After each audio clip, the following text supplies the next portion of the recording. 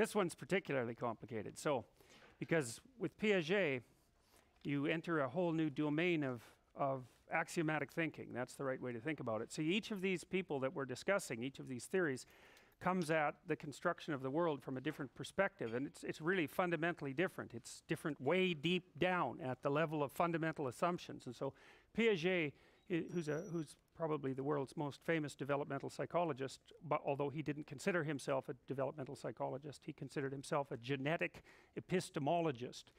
And what that meant was that he was interested in epistemology, which is how knowledge structures work, and genetic means formulation of, and so he was interested in how children formulate their knowledge structures in the world. And he was a constructivist because he believed that human beings construct they don't only construct the representations of the world, it's deeper than that. It's more like they construct the world itself. Now, it depends to some degree on what you think of as the world, and of course so there's a reality definition issue that's nested at the bottom of this, and it's a very complex one, and so I'm going to have to walk you through it piece by piece. Now, Piaget was a genius. He wrote a paper, I believe, on mollusks when he was 10 and had it published in a scientific journal, and he was offered the curatorship of a museum as a consequence of that, and his parents had to write the museum directors and tell them that he couldn't curate the museum because he was only 10. And so that gives you some idea about Piaget, and he's published many, many, many books, and many of them haven't been translated into English yet. And so he was quite the large intelligence creature, and he studied all sorts of things. So I'm going to tell you a little bit about constructivism. I'm going to start with a quote from Piaget, and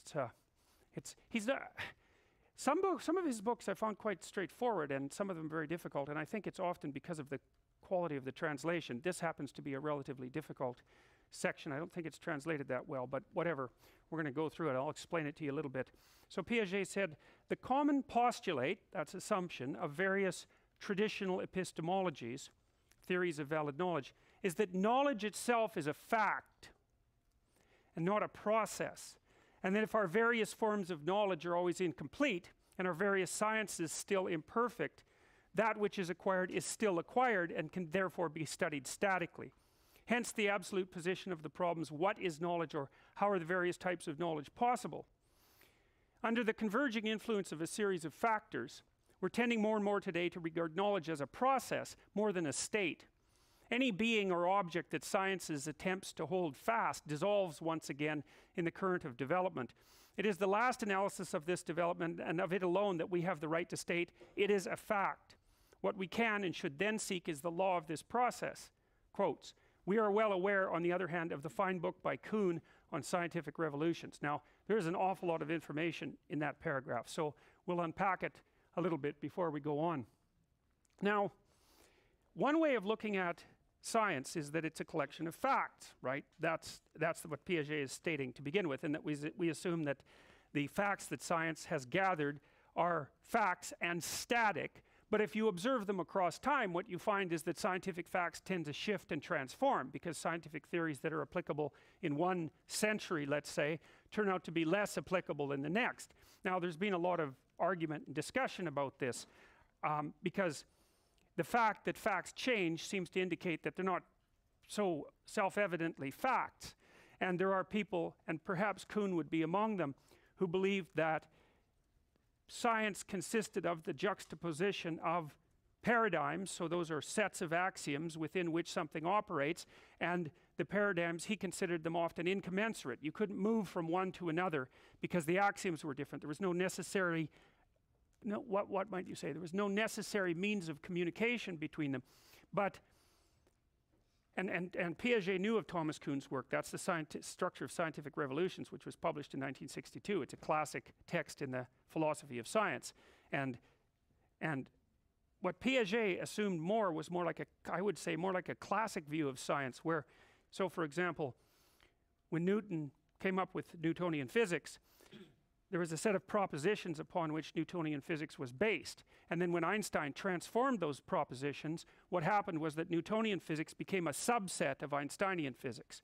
And so the way that Piaget looked at the development of factual ideas, at least in part, was that you'd come up with a set of ideas that were facts, and then that would be superseded by a different theory within which that original theory would be nested. And so that what happens that each theory, in some sense, although it transforms, it becomes more complete as scientific progression continues. Now, Kuhn didn't precisely believe that, although exactly what Kuhn meant by a paradigm shift, because Kuhn originated that term, isn't clear, but he didn't seem to actually believe that science had this capacity to present a series of facts and then alter the underlying presuppositions and then to nest that within a broader series of facts, like you would assume if you were thinking about the relationship between Newton and Einstein. So Newtonian physics is a subset of Einsteinian physics. So now that's kind of how Piaget thought about how human beings develop knowledge.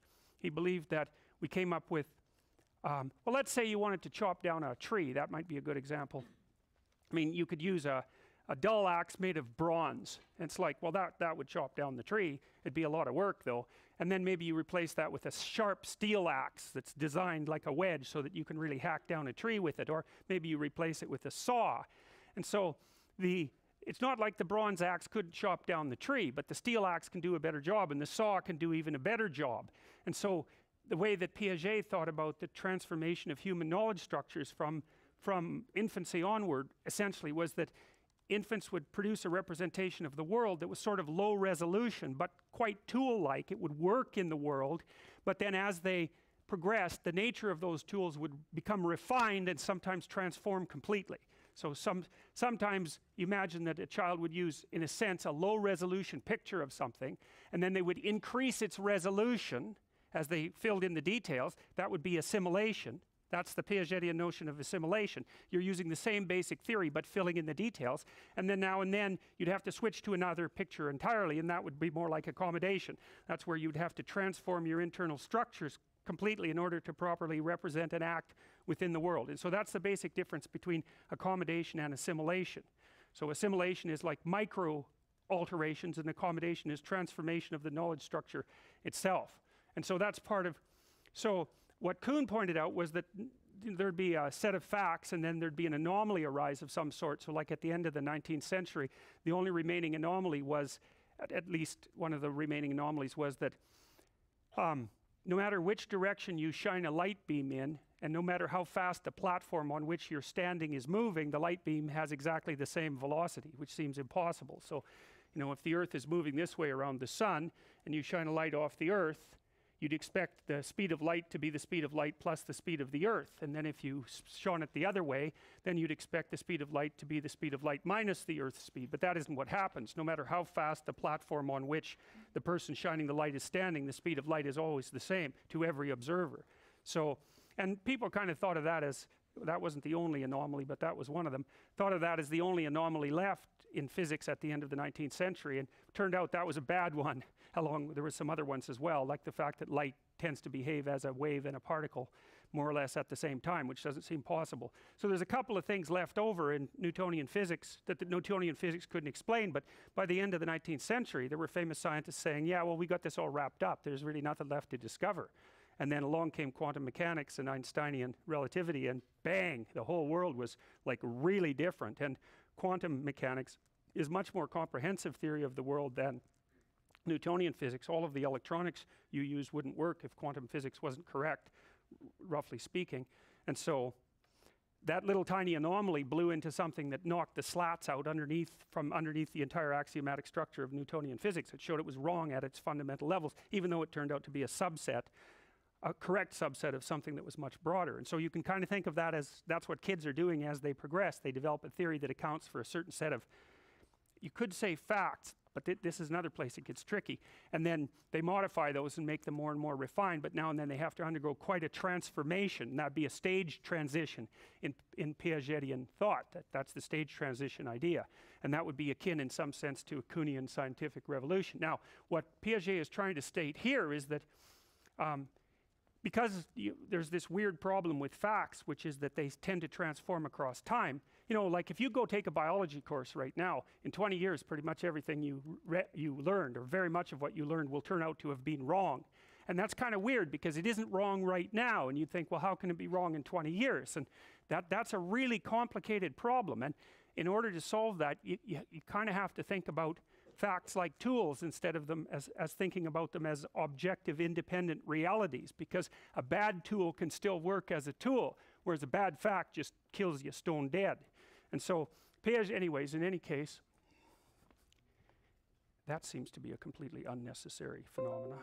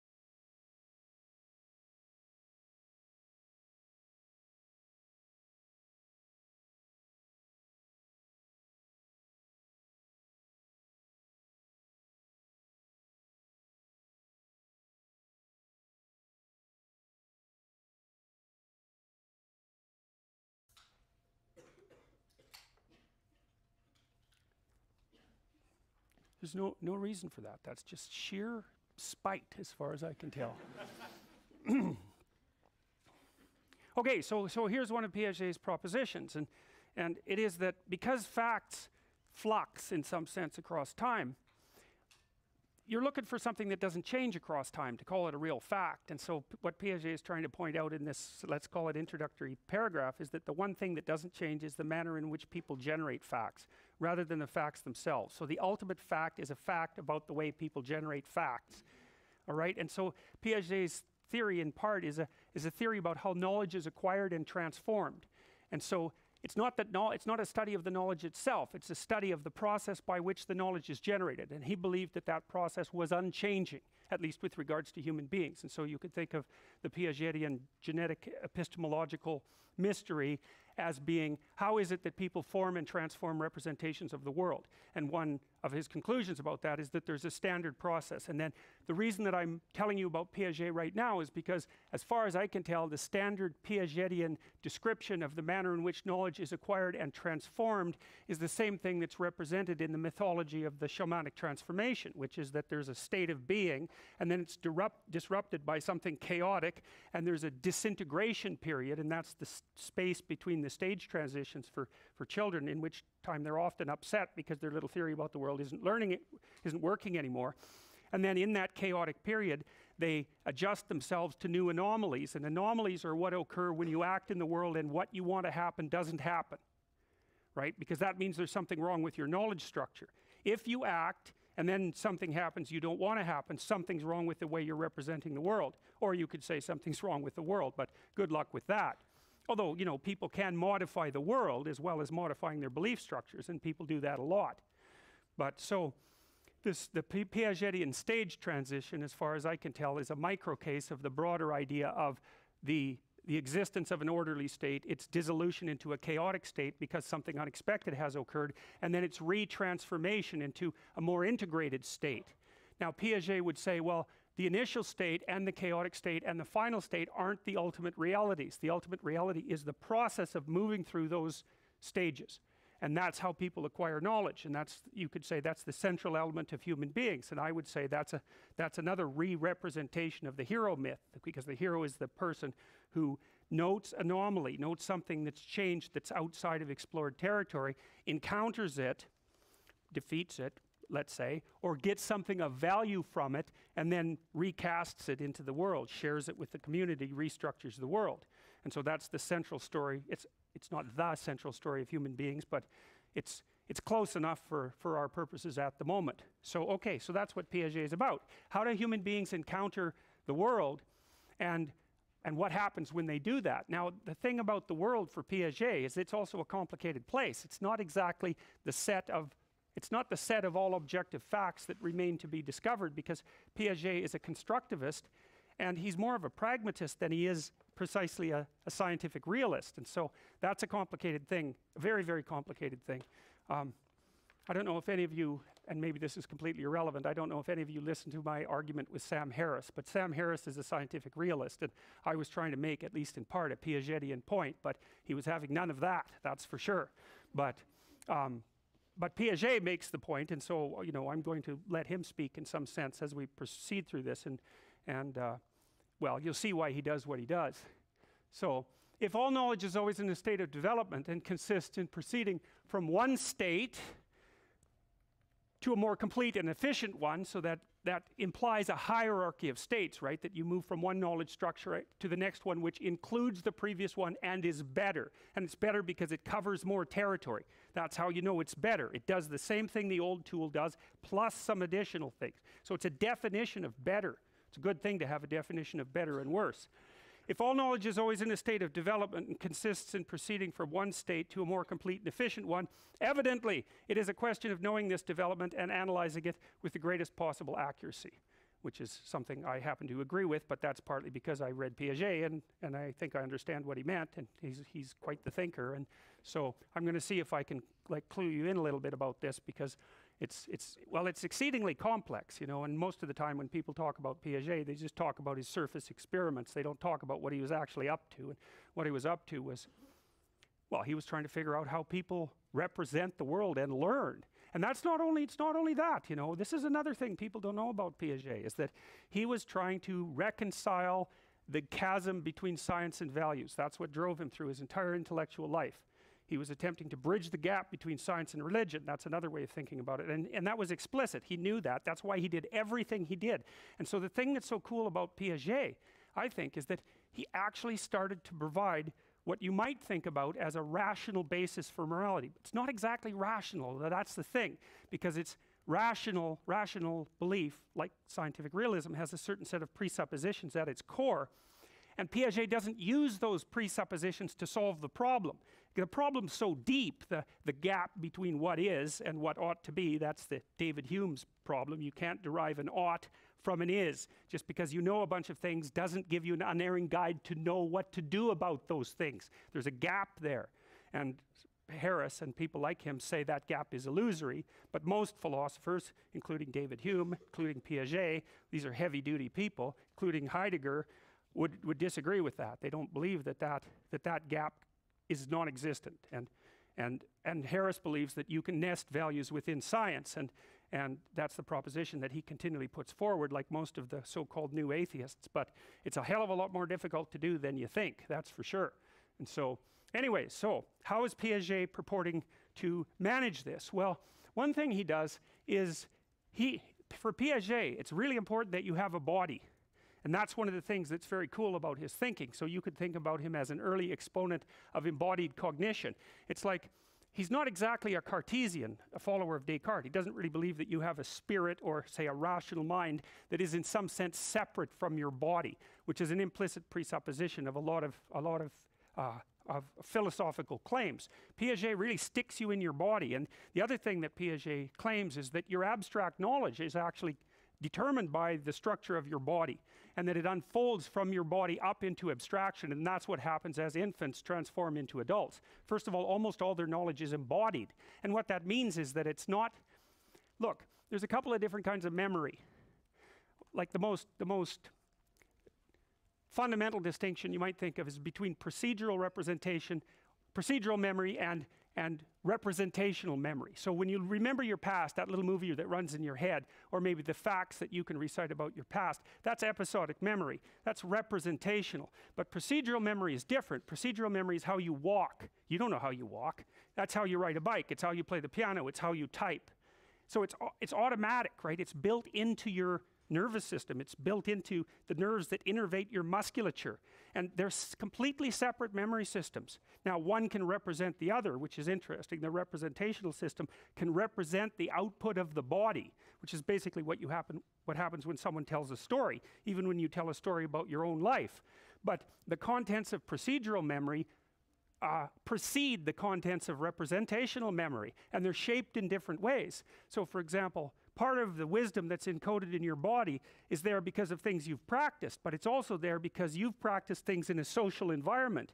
And so while you practice those things, the effect of the social environment shaped the way you learned it, and that's encoded right in your neurons. It's not representational. It's encoded in the way you do things. It's encoded in the way you smile when you look at someone, or frown, or when you do that. And that's all implicit. It's not under your conscious control. It's not even in that system. And so Piaget figured this out. And so one of the things he said was that you start as an infant by building your procedural memory, not your representational memory. That's partly, perhaps, why you can't remember your infancy. You actually don't have that kind of representational memory there. What you do is you act. You learn to act. You build your body so that it can move. And you do that partly by experimenting with your own body, but you also do that by experimenting with your body in a context that's shaped from the beginning by the presence of other people. So, for example, a child learns how to breastfeed. Its mouth is pretty wired up right at birth, okay? And the rest of its body isn't wired up very much at all, but its mouth is. And you might think, well, that's just a reflex, and that Piaget would agree with that. It's a built-in, it's something built in that a baby can do right at birth. But even in the act of breastfeeding, the baby has to learn how to modify that reflex so that it gets along with its mother. So even at the very beginning with you might think the most primordial acts, there's a sociological influence, and there's a mutual dynamic going on that's really, really important. It's really important. And so in some sense for Piaget, the structure of society is implicitly built into the structure of the procedural memory system. And so one of the things you might think about that, and Piaget makes much of this because he looks at the relationship between play and dreams and imitation. So he's kind of a quasi-psychoanalyst. One of the things that means is that coded in your behavior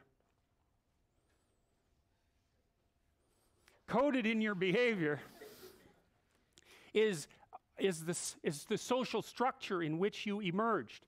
And it's coded in a way that you don't actually understand. You just know how to act.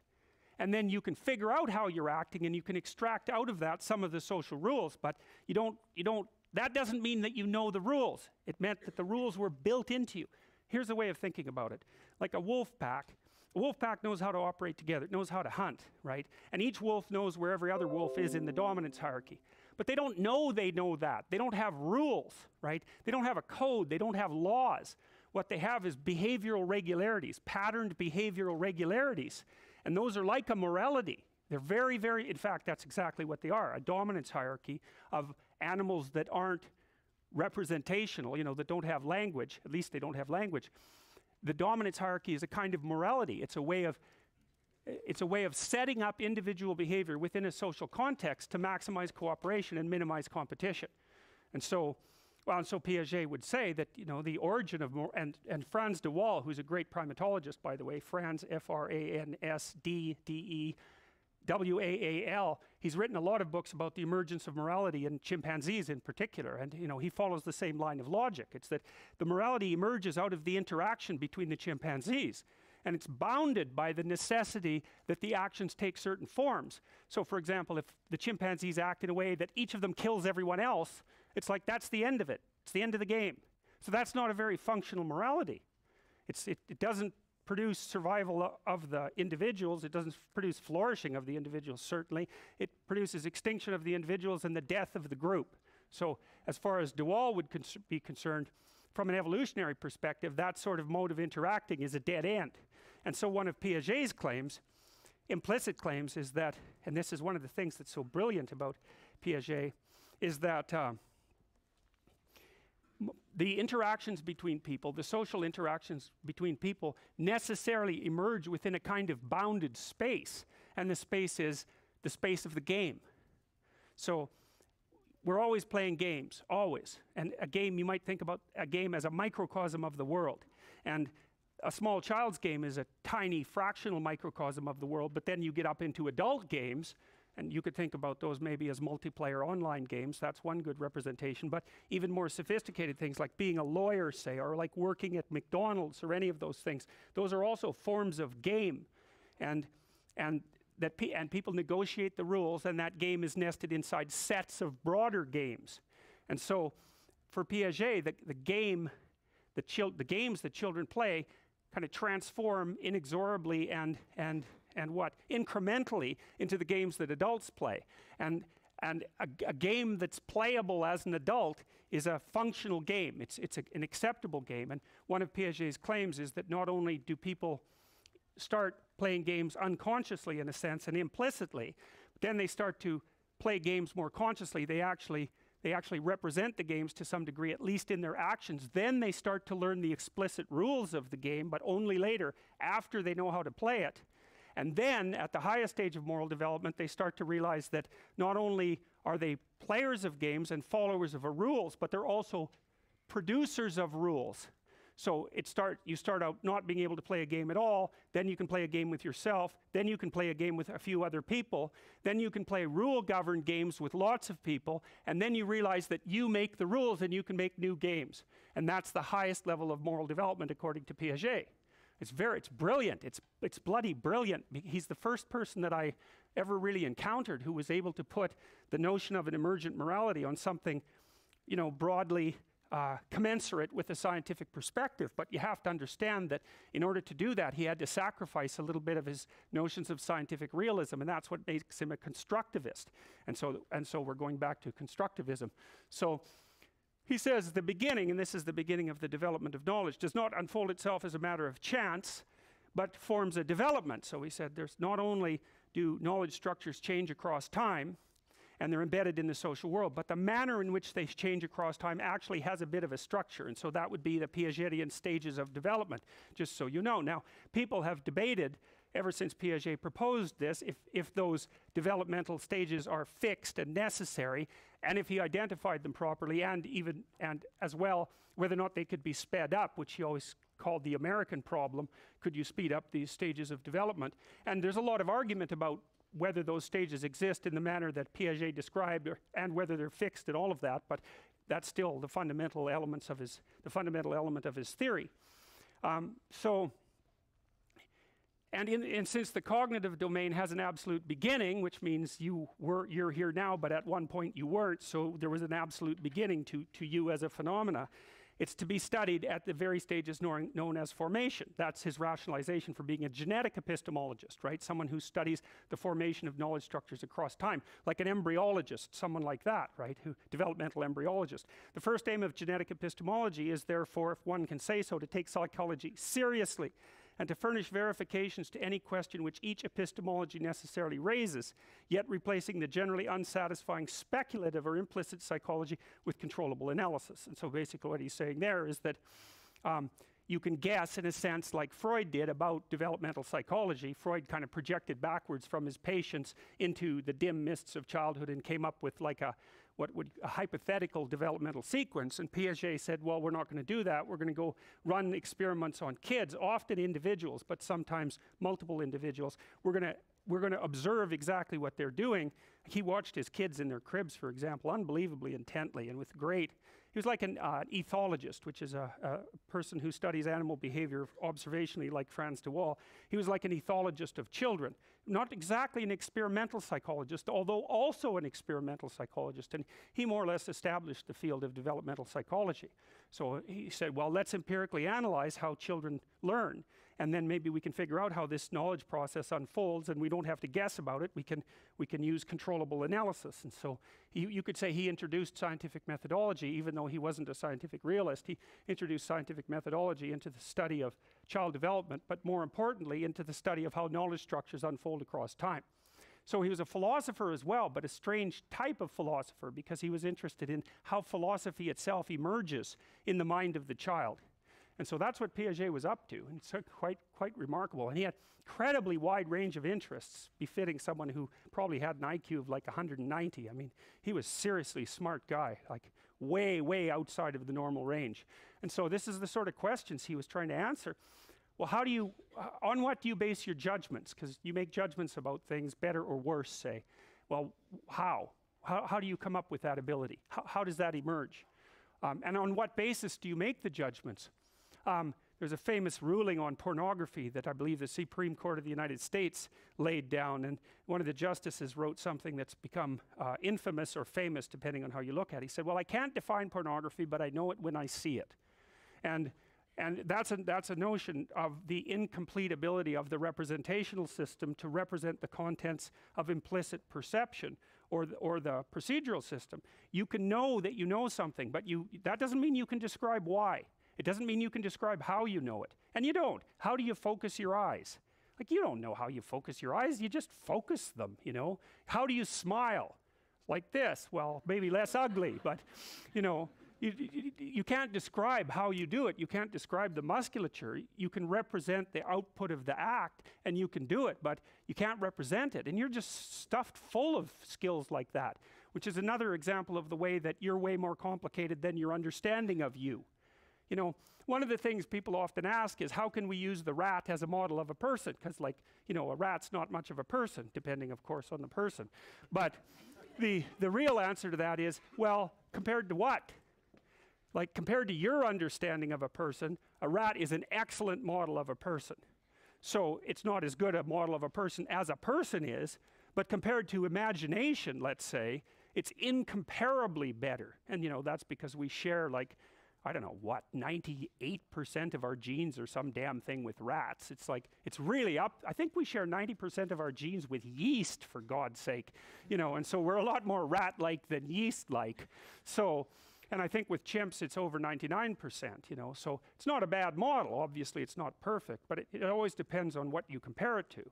You know, and you hear animal rights activists say things like, well, we can replace that with computer simulations. It's like, no, we can't, because you can't simulate what you don't know, or at least not very well. So that's a silly idea. You know, even though they have a point, it's not so great to torture animals to death and all that. But what are his norms? Well, that's a good question. Where do norms for behavior come from? You have norms. When they're violated, it annoys you. Doesn't mean you know what your norms are, but you do kind of get a sense of what they are when they get violated. That really upset me. Well, what does that mean? Well, you don't really know. You might have to think about that for like 6 months, why you got so upset about that. But you can notice that you got upset, and that means that you do have expectations and norms, let's say, but you don't know where they came from.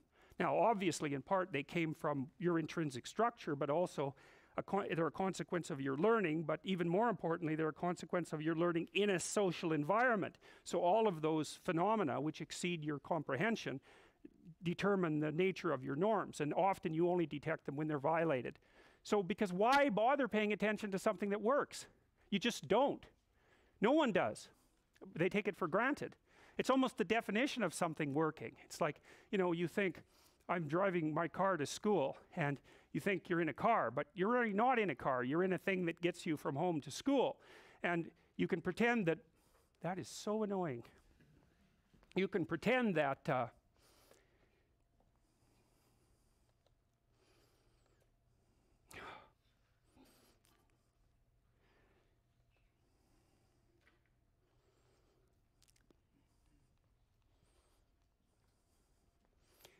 so you might think, well, the thing that I'm in is, it's kind of a weird example, is this object with objective qualities that you call a car. But that isn't exactly how you actually perceive or act towards it. What happens is that as long as it's doing what it's supposed to do, which means that its function is intact, not what it is, but its function, then you can use a really low resolution representation of the thing. The car is just what gets you from point A to point B, right? And so the fact that you don't understand the damn thing at all is completely invisible to you. But it isn't when it quits. As soon as it quits, it becomes a car. It's like, bang, car, oh my God, I don't understand this thing at all. Now what do I do? Well, you panic a little bit, right? Because, well, what do you know about your car? Nothing at all. And worse than that, now the car has become the intersection between you and whoever's going to fix your car. And so that introduces a whole bunch of human elements into it, like, are they going to figure out what's wrong with it? Are they going to rip you off? Is your car ever going to work again? Are you going to get to work? What's going to happen tonight? So all of a sudden that thing that you were in that was a car turns into this massive, complex, unbelievably complicated thing, and that's actually what it is. Your initial representation of it, it's really low resolution. It's like 1 bit, and then bang, it breaks down and poof, complexity, complexity, complexity everywhere. And that complexity, that's what the world's made out of. If you remember, we talked about William James and that crazy nitrous oxide induced pseudo hippie poetry that he was writing in the 1890s when he was talking about chaos. Well, that chaos that he was talking about, out of which order emerges, that's the same thing as that complexity that's hovering in the background. And children have to operate in a world that's actually that complex, but they're not smart enough, and neither are you. So they build partial representations that sort of work, and the parents scaffold them. So the way children manage this, like children, they don't know anything, but hey, they're still alive, so what's up with that? You know, part of it is the child is laying out one of its procedures in the world in accordance with its understanding, and something goes wrong. What does the child do? Cries, right? It defaults to this distress cry, and what happens is the adults move in with their superior skills and their enhanced understanding, and they mediate between the partial knowledge of the child and the actual complex world. And without the child, that's why if you take your child to the mall and just leave, you know, it doesn't take very long for them to get really, really, really, really upset, you know, depending on the child. Some of them almost instantaneously, you know. One day I was in the Boston airport with my daughter. She was about 3 and 3.5 maybe, and my son, he was about 2, and we were there to pick someone up. It was just packed, and so I had them by the hand, you know, and I told my daughter a bunch, if she ever got separated from me in a crowd, just to sit down immediately wherever she was or as close thereby, and I would find her. Don't move. Well, somehow I got separated from them, and I looked behind them and they weren't there, and I found out later she'd followed someone else who looked like me from behind. And I found her in about 3 minutes, you know, which is a long time, man. If you're 3 years old at an airport, she was sitting there like paralyzed, you know. But her brother was with her, and he didn't care at all. And the reason he didn't care is because as far as he was concerned, she was an adult. But as far as she was concerned, she was an abandoned kid in an airport. You know, it was very hard on her, and it's because, you know, she was protected from the complexity by her primordial representations and my presence.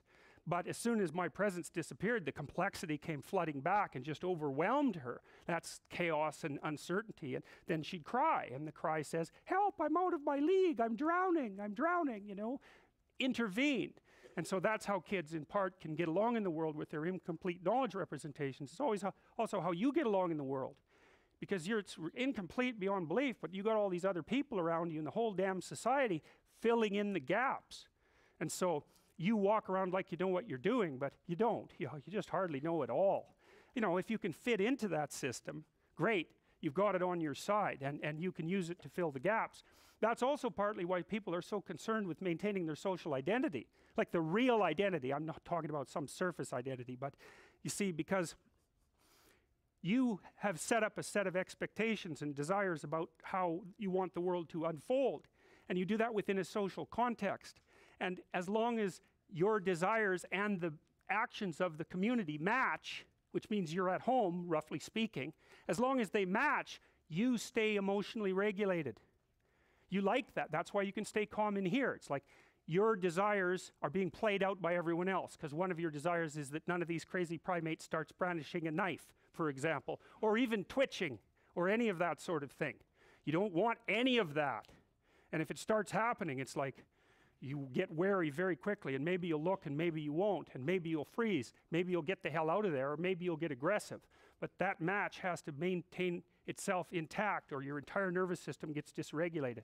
And the reason for that is that as soon as that match is disrupted, the underlying complexity and chaos of the world reveals itself, and so does your inadequacy.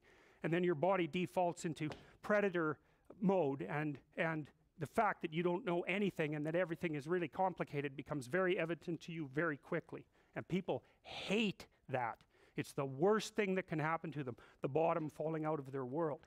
And so that happens more when your fundamental presumptions about things are challenged. And then you have to solve the problem of what constitutes a fundamental presupposition. You know, how do you know which presupposition is peripheral and which one's central? And you can tell in part because the more upset you get about something, the more central it is that that thing's about to your entire structure of belief. And that's one way of getting into that unconscious structure of belief from a psychoanalytic perspective. So one of the things that happens to me, for example, as a therapist, is I'll be talking to my clients and they'll be talking about something difficult and all of a sudden they'll cry. And they often don't know why, so I stop them right there. It's like something went through your mind, something happened. And the cry indicates that you've moved beyond your domain of competence out into the unknown world, all of a sudden, into chaos. What's that chaos? What exactly happened? And people, you know, they're usually embarrassed that they cry, but often they can remember what flitted through their mind, and it's some encounter with the chaos beyond their conceptual systems that produces that emotional response. And then we can dig into that and find out, oh, that's a trauma, especially if it's more than a year and a half old. And those can be of various depths and profundity. You know, sometimes they're so bad that the person just breaks down completely and they never put themselves together. You know, that's when something's just walloped you. It's hit you right at the bottom of your axiomatic structure, so to speak, right at the trunk. But when you're doing therapy with people and you watch how they respond emotionally, you look for those tiny eruptions of negative emotion. And those are like holes in their conceptual structure. And those have to be sewed up by them and you in the process of dialogue. You figure out, okay, there was a bit of unexplored territory there that manifested itself. It produced an emotional response in you that indicates that you've reverted in some sense to childhood. That would be the Freudian interpretation. Now we have to figure out what it was that's in that hole, what caused that tear, and then we have to go back and articulate it and analyze it and study it until we can sew it up and then and get to the gist of it to make it into a adaptive story, and then you can leave it behind. And it actually produces neurological transformation as you do that. The memories in some sense actually move their psychophysiological location, you could say their location in your psyche, but you can also note that the brain systems that are handling the memories aren't the same. So they're much more limbic. They're way lower and closer to the emotional centers when it's still raw trauma, and by the time it's fully articulated, it's more represented in an articulated story, a causal story. And that's partly why writing about emotional events actually helps you overcome them. So, and it's possible that writing about how it is that you overcome emotional events in general is actually the best kind of therapy, right? Not how do you solve a particular problem, but how is it that you orient yourself in the world so that you solve the class of the fact that there are problems, right? That's the ultimate story, and I think that's the hero myth, and I also think that that's the knowledge-generating process that Piaget is talking about. That's because you're constantly overcoming problems in the world, and the problems are that you don't know enough to get what you want from the world. And so you get that mismatch. You've got whole brain systems that are designed to do nothing but detect that mismatch, like crucial central brain structures. And we'll talk about that a lot when we get into the physiology. So, all right, on what does an individual base his judgments? What are his norms? How are they validated? How do you know if you're right about your norms? What's the interest of such norms for the philosophy of science in general? That's a really tough one. It's like, well, you have norms and expectations as a human being, and because of that, they have a determining influence on the manner in which you conduct science. So, for example, here's one of the problems with a straight realist view. So we could be having a discussion and I could say, well, you know, that tile is to the right of that tile. And then I could say, well, this brick is smaller than that brick. And then I could say, you know, the roof is white, really quite white there, and it's dark back there. And like after about 20 statements like that, you're just going to want to slap me. And the reason for that is that, well, those statements are perfectly valid representations of fact, but there's an infinite number of facts, and most of them are irrelevant. And that's the thing. That's the thing. The facts have to be relevant.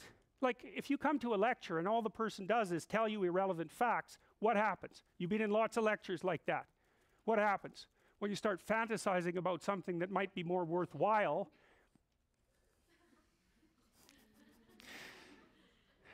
You know, or you go to sleep because your brain is a lot smarter than you are. It figures, hell, if all we're going to get exposed to here is an infinite number of irrelevant facts, we might as well have a nap until something important happens. So it's true. It's exactly how it works. Now this is going to get big. Isn't that what happens next?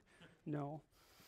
So, okay, so, and then how does the fact that the children think differently affect our presumption of fact itself? Children live in the world. They think differently about the world, but yet they survive. And so, well, I already mentioned a partial solution to that. Adults intercede, you know, around the edges, around the borders. Children do this all the time, so it's called referencing.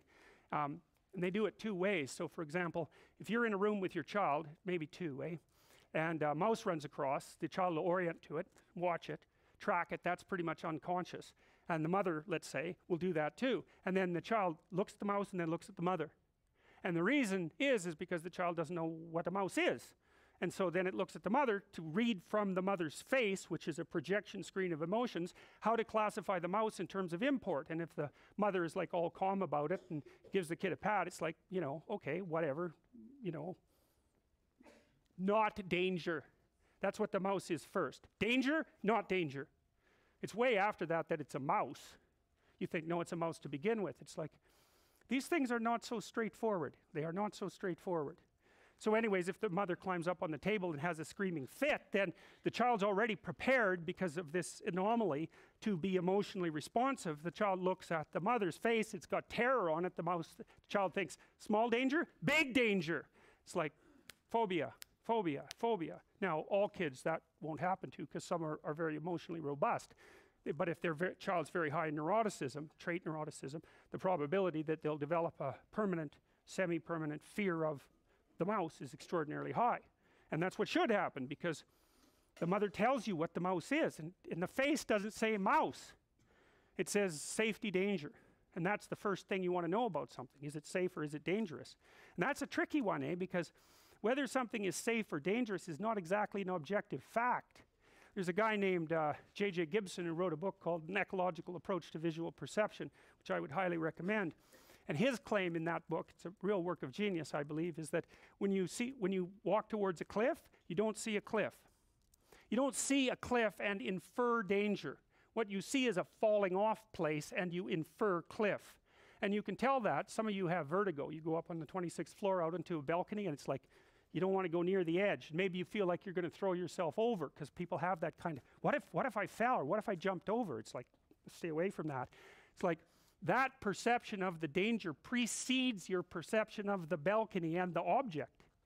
Now, you know, that's how your brain is wired. The danger's first, the object's second. So in people with blind sight, who I've talked about before, who think they're blind, they can't see, and they tell you that, they can still detect fearful faces. And you can detect their detection by measuring their skin conductance. And so their eyes are mapping right onto their fear and reflex systems without any intermediary of objective perception whatsoever. So don't be thinking that what you see in the world is the objective world and then infer its meaning. It could easily be exactly backwards. And it looks like, if you look at how the brain is set up, that it is in fact actually backwards, or at least parallel. But the danger, not danger perception has to be very, very, very, very fast. And so it precedes the more elaborate cognitive interpretations, even the perceptions, because it actually takes a while to see something, because it's really complicated to see something. And so you can't just wait around to see the damn thing before you act. You're just not fast enough. So they say if you're a pro tennis player, the time it takes the ball to leave your opponent's racket to get to you is not long enough for you to plan any motor act. So what you're doing is you disinhibit the motor act by looking at the stance of your opponent and watching. And by the time they hit it, you're already prepared for the response. Because you're just not, it's coming at 120 miles an hour. It's like it's going 50 feet. You don't have the reflexes for it. So your eyes are making your body ready without, in some sense, without your conscious perception. You become conscious if you make a mistake, right? In fact, that's kind of what consciousness is for. It's like detect, error, fix. Detect, error, fix. That's consciousness. It's not plan what you're going to do next, although it's not that simple either. Other problems that Piaget was trying to address. Well, what are numbers? What does it mean for there to be space? What do we mean when we talk about time? How did we come up with that concept? What does speed mean? How do we know an object is permanent? How do we know that an object stays the same across sets of transformations? That's a very classic Piagetian problem. So let's say you give a kid a ball of clay and then you crunch it so it's now a cylinder. It's like, is that the same thing? or is it a different thing? And the answer is, well, it's the same thing and it's a different thing, but there's something about it that remained constant across the transformations. And so one of the things that Piaget is trying to figure out is what remains constant across transformations, because you might think about that as a real fact. Protons are like that, right? They remain constant across transformations, and so we assume that they're pretty damn real. And they last, I don't know how long protons last. It's like, I don't know what it is. It's some tens of billions of, so don't worry, your protons are going to just sit right there and behave.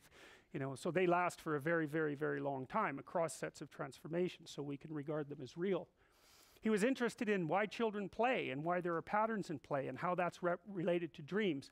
And he was really interested in the fact that we imitate other people. And this is another part of Piaget's staggering genius in my estimation, because he was one of the early developmental thinkers who understood that our capacity for learning was not so much mediated by language as it was mediated by our capacity to use our bodies to represent the bodies of other people.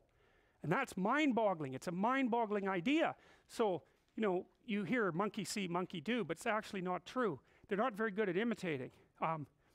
Octopuses or octopi, they can imitate actually. So if you give an octopus a bottle with a cork in it and there's a crab in the cork, it can figure out how to get out the cork and snake out the crab. But if you get an octopus to watch another octopus do that, it'll learn to do it faster. Those things are smart, and partly that's because they're all tentacly, right?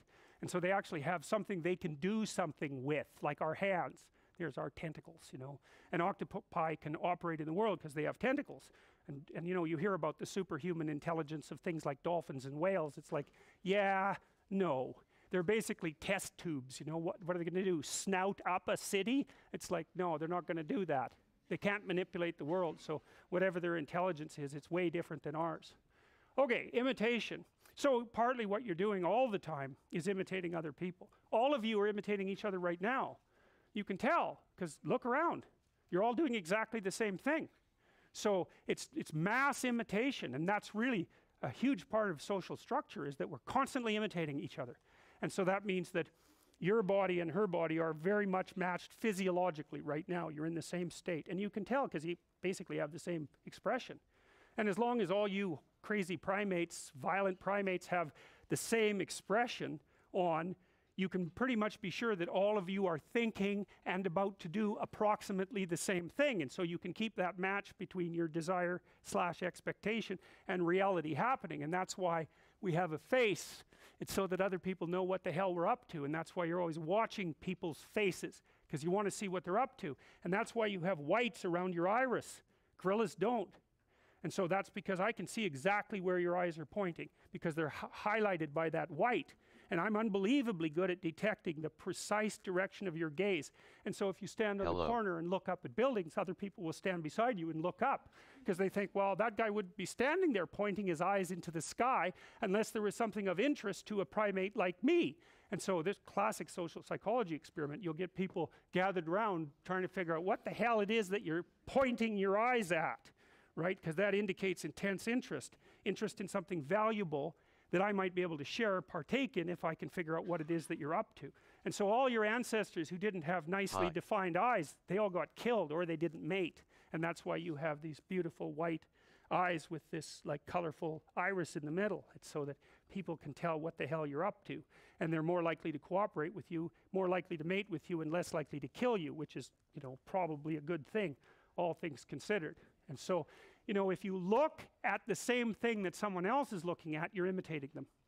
And one of the things that's interesting is that if you're looking at the same thing that someone else is looking at, and you inhabit the same value structure, then your emotional responses are going to be very much akin to one another. And you can tell that when you go to a movie and you watch the hero, and you embody the hero while you're doing so, and the emotions that you produce inside of you by imitating the hero on the screen enable you to figure out what the hero is going through, and you can learn from that. And so that's a very complex form of imitation, and we do that when we tell stories or we watch stories. And those stories are really complicated because, as we already outlined, they're not just factual representations of someone's action during a day. They're representations of the important things that the person did, the meaningful things. And so when you go see a movie, all you're doing is watching meaningful things, if the movie's any good. And you know that because, well, if the movie isn't meaningful, well, then you leave. You're bored, right? The fact that it's meaningful is what keeps you in the seat, and you don't necessarily know why. In fact, you often have no idea why it's meaningful. It's like watching Pinocchio rescue his father from a whale. It's like, what the hell, you know? Why is that meaningful? Well, you don't know, but it is. So, moral concerns. Well, we already talked about Piaget's concern about morality. Oh boy, this is really not good.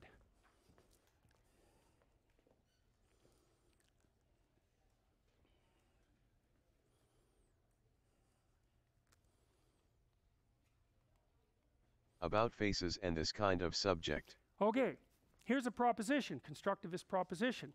Knowledge does not begin in the eye, by which he means there's kind of two ways of looking at the world. There's more, but we'll start with that. One is that all of your knowledge comes from outside sense data. Okay, and that's kind of a behaviorist claim, and before that, it's an empiricist claim. And then the other idea is, no, that can't be right, because you have internal structures that enable you to look at the world and interpret it. And so, and some of those might be implicit, axiomatic, like the fact that you have two eyes and you look at the outward into the world, and that you can hear and that you can touch. It's like the fact of those senses isn't dependent on the empirical reality for those senses to manifest themselves. They're already built into you. And people like Kant, for example, made the proposition that we had a priori knowledge structures and that we used them to interpret the world. And so it's different than empiricism. And so what Piaget is saying, well, neither of those are right exactly. It's not like you will learn everything from the world through your senses, and it's not as if you project everything onto the world as interpretation. It's something in between, and it's a dynamic. And so, and it's like bootstrapping. That's the right way to think about it. You know, when your computer boots up, that means bootstrapping. It's off, and then a bunch of simple processes occur, and then out of those simple processes, some more complex processes emerge, and then out of those, some more complex processes emerge, and all of a sudden your computer is there. Well, that's kind of what Piaget thinks happens to you. You bootstrap yourself.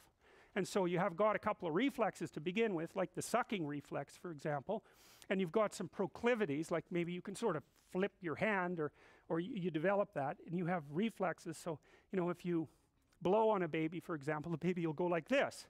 It's built into it. It's like it's a startle reflex, essentially. So that startle reflex is there right from the beginning. It's a whole body reflex. And you know, if you stroke the bottom of their feet will sort of curl up, and if you put your finger in their hands, even a newborn, if you put your finger in their hands, you can lift them right up. And it's sort of, well, clinging ape thing, you know, because chimpanzee infants cling to their mother for like 5 years, and so that reflex is still there. So the kid comes into the world born with these simplistic, low-resolution procedures that enable it to get a foothold on the world. And then out of that, the child emerges. And so the constructivist idea is that, well, it isn't like you have your head's full of fully developed axiomatic structures, and it isn't that you get all your knowledge from the world. It's that you have a bit of structure there to begin with that gives you a toehold on the world, and then you act in the world. And as you act, you generate information, and out of that information, you make the structures inside of you, and you make the world. That's a constructivist idea, is that you take whatever's there, this tremendous complexity, and you sort it into you and the world.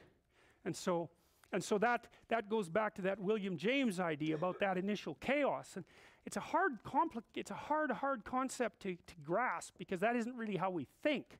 You know, we think that there's an objective world and there's a subjective world, and that the objective world is just there, and the subjective world is maybe a subset of that. But that is not Piagetian presupposition. It's not a presupposition of phenomenologists in general, who we'll talk about later. But so here's one example of how to think about this in a sense. It's like, you know, you think, as Piaget said, you kind of think that your representations of the world are fixed. So we'll go back to the you're in a long-term relationship and the person betrays you scenario, right? So you've been with this person 10 years. You assume fidelity and faithfulness and honesty and all of that. You weave a shared narrative. You both inhabit that. It structures your existence and regulates your emotion. Then you find out that the person has not only betrayed you once, but multiple times. It's like, okay, what you thought isn't what happened. But here's the weird thing, you see, because you interpreted the world, obviously, within the confines of that relationship, and you had an, obviously you had an interpretation, but there was also a world. That's the world you thought you lived in. It's like, those were facts. Well, all of a sudden, those aren't facts. They're not at all facts. And so what happens? That's that descent into the underworld. It's like all of a sudden, I've read some of what Jordan's happens books. is that past that you thought was fixed now becomes this weird mixture of fantasy, because you're wondering, well, what is it that happened then? And you're going to run through all sorts of fantasies. Some of them are going to be really dark, really dark about what happened in the state of the world and all that. And those are unconscious fantasies. And that's mingled inextricably with the world, right? Because you don't know the facts anymore, which kind of suggests that maybe you never did know them. And that's a pretty strange thing, because you're operating as if you've got this factual representation of the world, but it can be upended like that. And so that makes you think, well, what about these facts? Like, they're kind of hard to get a handle on, and you see this a lot in courtroom situations, because of course what the court decides is what happened. And the answer is, we don't exactly know, because you can keep making the context of interpretation wider and wider. 12 rules of life. Maybe you bring your partner to court because they've betrayed you, let's say, and you're trying to get a divorce settlement predicated on that, but then they tell a bunch of stories about how you were just as miserable as you could possibly be, and that anybody with any sense would have betrayed you and never told you about it, because that's just what a normal, sensible person would do. And so then the question is, well, were you actually betrayed? And if you were, well, who was it that betrayed you? Was it your partner, or was it you? Or was it your bloody mother or your father who taught you to act that way, or who didn't teach you? It's like, it's a hell of a thing. I've got it in my library. Just keep altering the interpretive context, and within it the facts shift around. And then you might say, well, they're not facts. It's like, yeah, you can say that, but it's more complicated than that by a large margin. Anyways, so Piaget's notion is essentially that, well, this is how I interpret it. This is sort of this is my thinking in some sense, but I'm offering it to you as a scheme for helping you understand Piaget. It's like Jerome Bruner, famous cognitive psychologist, said, we seem to have no other way of describing lived time except in the form of a narrative. And a narrative, as far as I can tell, I think this is the same thing as one of Piaget's knowledge representations. As far as I can tell, there's a representation of you, and there's a representation of the future, and there's behaviors that you use to transform one into the other. And so when Piaget talks about, so this is kind of where the mind meets the body. That's how it looks to me. It's like you have a conception of you, and you have something you're aiming at, you want to have happen. Those are both representations. But when you act in the world, those aren't representations anymore. Those are actually actions. And so mind transforms into body when you act out your notion. And that's sort of how the mind is linked to the body, as far as I can tell. And so what Piaget says is that the behaviors are built before the representation. And so we're going to take a look at that. So here's Piaget's notion of assimilation and accommodation. Whereas other animals cannot alter themselves except by changing their species. So that's through Darwinian means, right? So what happens is a bear is a kind of solution to a set of problems. And they're the problems that the bear's environment presents. And the bear is just a bear, so it's sort of like bears were 10,000 years ago.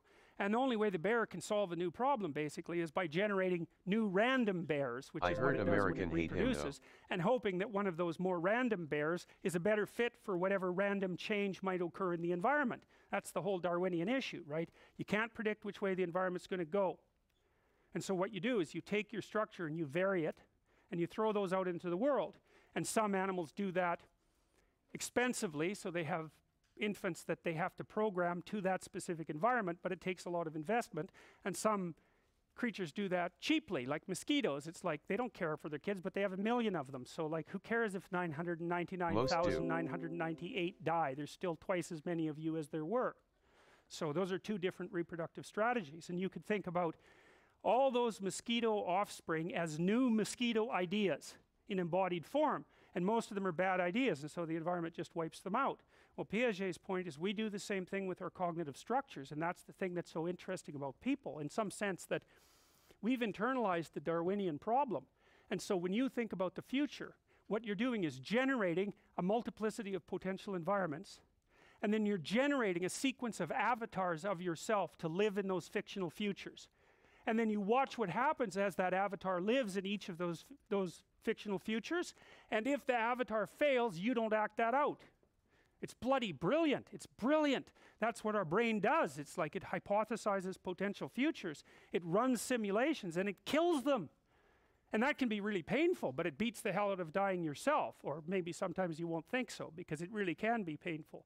But it's something that, as far as we know, only human beings can really do, right? We invent possible futures and invent possible future selves and kill them off in our imagination. And that's what you're doing in an argument. That's what an argument is. It's like, well, here's an avatar, a representational avatar, you know, that's based on certain axioms, and I'll articulate it, and you articulate yours, and we'll have them have a fight, and whichever one survives, we'll accept as true, and we'll move forward and act that out. And, you know, arguments can be pretty damn intense, but hypothetically, they're not as intense as acting out a stupid idea. That's the thing, right? Better to have some conflict and reach resolution in an abstract sense than to embody your stupidity and die. And so, you know, it's sort of a trade-off between anxiety and annihilation or pain.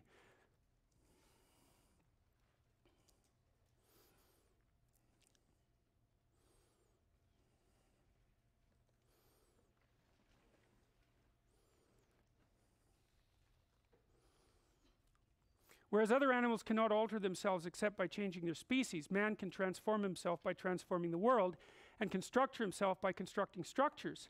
And these structures are his own. They're not eternally predestined, either from within or from without. Well, so Piaget, you know, he's a constructivist. He believes that there's something that your biology brings to the table and sets up the parameters, let's say, within which you can play games. But within those parameters, there's a very wide range of games that you could play. And so it's not a biological determinism, even though it's a biological framing. And you can think about it like a chess game. You know, let's assume that the rules of chess are biologically determined, just for the sake of argument. You can still play a near infinite number of chess games. And so it's the same with you. You come into the world with a set of built-in axioms. That's sort of your body and your nervous system. But you can play a very large number of games within that set of frames. And one of the things that's very interesting about that, something that's very mysterious to me, is this is a game that I've played before with students, so I'm going to play it with you if you don't mind. So we're going to play a game. You ready? Okay, you move first.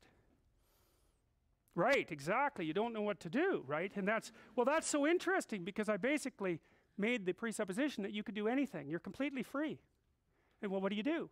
You throw up your hands. It's like, you don't know what to do. I'm so free. It's like, free to do what? Well, that's not freedom. It's just nothing. But if I said, well, look, what we're going to do instead is when I move my arm right, you're going to move your arm right. So let's do that, okay? So I'm going to go like that. You're going to, good. And then I'll go like that. And then we'll have a little dance. Yeah. So you can play a game like that with a kid instantly. And they like that. They've got that, man. And so I've got some pictures of that. I'll show you that in a bit. But even a newborn baby, if you stick out your tongue, they can stick their tongue out back. And that, you think about that, that's just absolutely mind-boggling that they can do that. And they really can. They really do seem to be able to do that right at the moment of birth.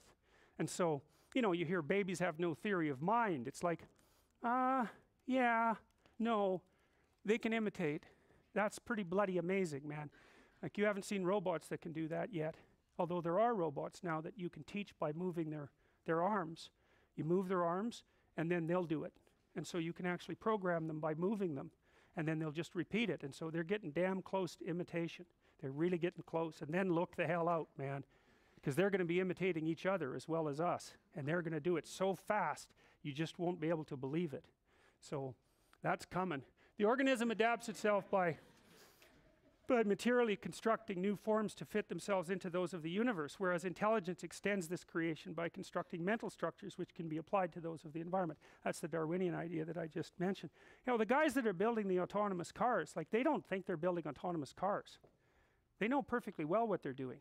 They're building fleets of mutually intercommunicating autonomous robots. And each of them will be able to teach the other, because their nervous system will be the same. And when there's 10 million of them, when one of them learns something, all 10 million of them will learn it at the same time. So they're not going to have to be very bright before they're very, very, very smart. Because us, you know, we'll learn something, you have to imitate it. It's like, God, that's hard. Or I have to explain it to you, and you have to understand it, and then you have to act it out. We're not connected wirelessly with the same platform. But robots, they are. And so once those things get a little bit smart, they're not going to stop at a little bit smart for very long. They're going to be unbelievably smart, like overnight. So, and they're imitating the hell out of us right now too, because we're teaching them how to understand us. Every second of every day, the net is learning what we're like. It's watching us, it's communicating with us, it's imitating us, and it's going to know, it already knows in some ways more about us than we know about ourselves. You know, there's lots of reports already of people getting pregnancy ads or ads for infants, sometimes before they know they're pregnant, but often before they've told their families. And the way that that happens is the net is watching what they're looking at and inferring with its artificial intelligence. And so maybe you're pregnant and that's just tilting you a little bit, right, to interest in things that you might not otherwise be interested in. The net tracks that, then it tells you what you're after. It does that by offering you an advertisement. So it's reading your unconscious mind. So, well, so that's what's happening. So, all right, so what's the motive for development? Disequilibria, that's a Piagetian term. Well, this is a life is suffering idea. It's like, why learn something? Because you're wrong. Who cares? It makes you suffer. You care. So, you know, if you run out a little scheme in the world, a little action pattern, you don't get what you want, especially if you're 2 years old, you burst into tears and cry. And why is that? It's because you don't know where you are and you don't know what you're doing. It's like time for some negative emotion. It indicates that you're wrong.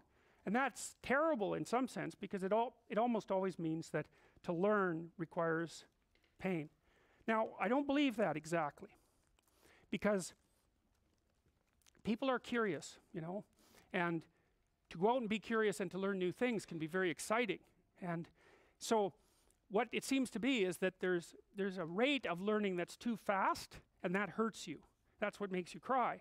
But if you get the rate just right, you're just opening up enough novelty so that you can benefit from the possibilities. That gives you a dopamine kick fundamentally. You can benefit from the possibilities without being overwhelmed by the unexpected element of it. And you can tell when that's happening. And this is one of the coolest things as far as I'm concerned. And I learned this partly from Piaget. It's like, many people in order see to his views withstand as suffering, sexist. let's say your life has to have They some just meaning. read headlines Okay, or well, take what he says that out means of a bunch context. of things. It means that part of the way that you overcome suffering is by making the suffering into something meaningful. And I don't mean that metaphysically, I mean it technically. You made a mistake, it causes you suffering, you learn something about it, you don't make that mistake again. It's real adaptation. It's not defense against death anxiety or something like that. It's real adaptation. But more importantly, the reality that you learn through pain is the oldest reality, we'll say. It's really old. It's as old as nervous systems. And so you've adapted so that you've learned to transform your knowledge structures in a way that will minimize your potential exposure to future pain at a rate you can tolerate or maybe even enjoy. And so what's happening is you don't actually like being static. It bores you. But you don't like being thrown into chaos. It's like, no, a little bit of that's fine. What you want is you want to be opening up your knowledge structures on the periphery to transformation, voluntary transformation. That's voluntary exploration. And letting those things manifest a little bit of interesting chaos. And so you put a little feeler out there that you're willing to let die. And it comes apart, and you gather a bit of information. It comes back together stronger. And you do that all the time if you're smart and you're looking for new information, foraging for new information. And that means you keep taking little bits of yourself apart and reconstructing them. And over time, that keeps you alive and active. You know, part of the reason you're alive is because you're dying all the time, right? All the cells in your body, like if they don't die, you get cancer, and that's it. You're done. You're a very, very tight balance between death and life at every single level, including the cognitive level. And it's not that fun to learn something because you have to kill something you already know in order to learn it. That's another Piagetian observation, because you're always interpreting something within a structure.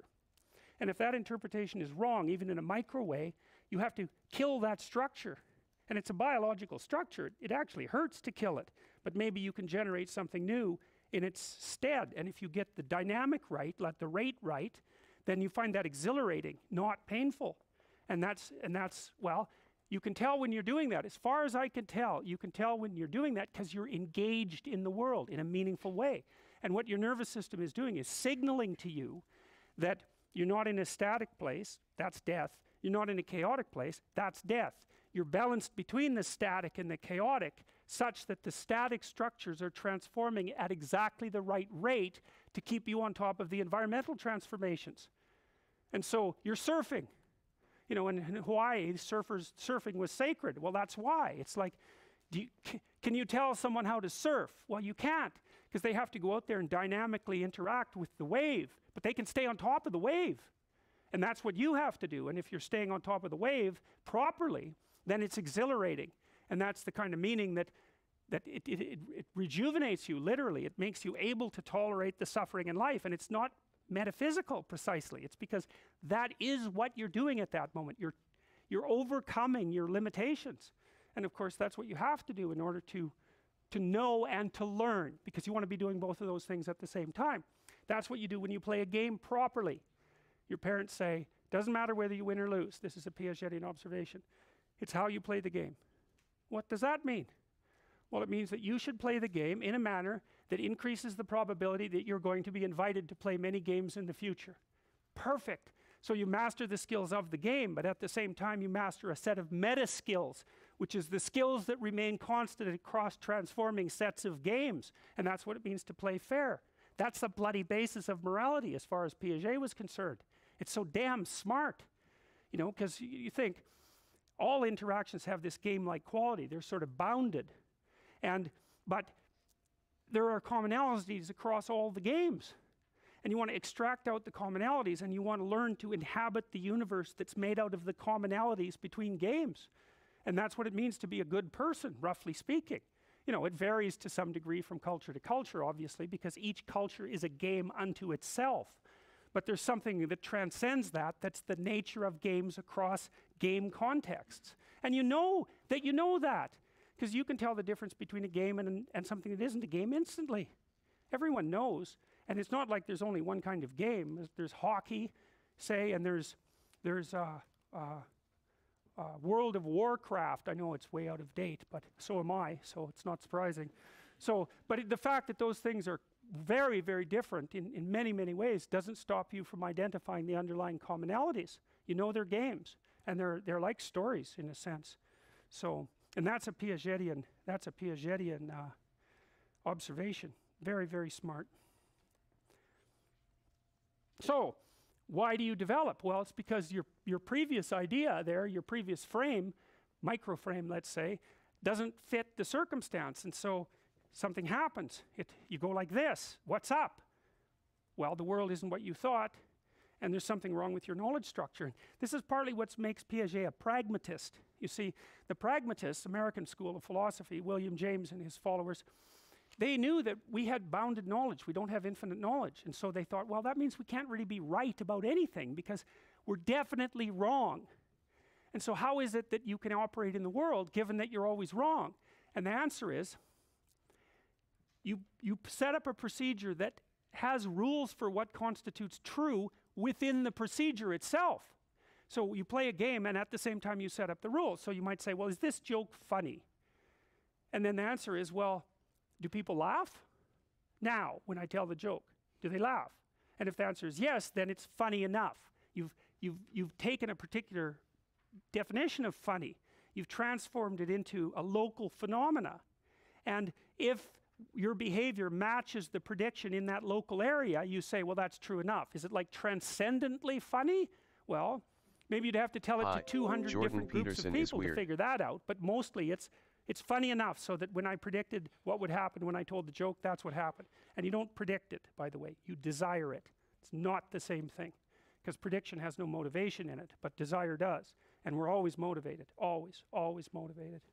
So, well, here's a way of thinking about the Piagetian system. So 2-year-olds, they're very chaotic, and they bounce between one highly motivated emotional state to another. And so the first thing that the 2-year-old has to do is get his or her act together, more or less inside. And so, you know, 2-year-olds still have tantrums, and they still cry a lot, and they still run around like mad, being joyful crazily, which you have to train out of them right away, because it's nothing but disruptive. And it's one of the most painful things about being a parent. It's like 90% of the time you're going, stop having fun. stop having fun, you know, and then you turn into a teenager and your parents get what they asked for. And so, but because positive emotion is so impulsive and so chaotic, it's really hard to manifest it within a predictable environment. And so you're dampening down your child's enthusiasm nonstop. But it has to be regulated because happiness is impulsive and chaotic. And people don't like to think that because they think, well, we should be happy. It's like manics are happy, but they're maniacs. That's where the word comes from. Like they're just, it's not good. They're too happy, way too happy, like someone who's way too stoned on meth or on cocaine. And I mean that technically because they're very similar. They're very similar biochemical states. So, and cocaine produces happiness pretty much in its pure form. So does meth very rapidly. And so it's just not good. You know, you lose judgment. Happy people do not have good judgment. They're too happy. What question do you get asked the most? It's like, you know, it's like irrational stock market bubbles. Oh boy, it's always going to go up.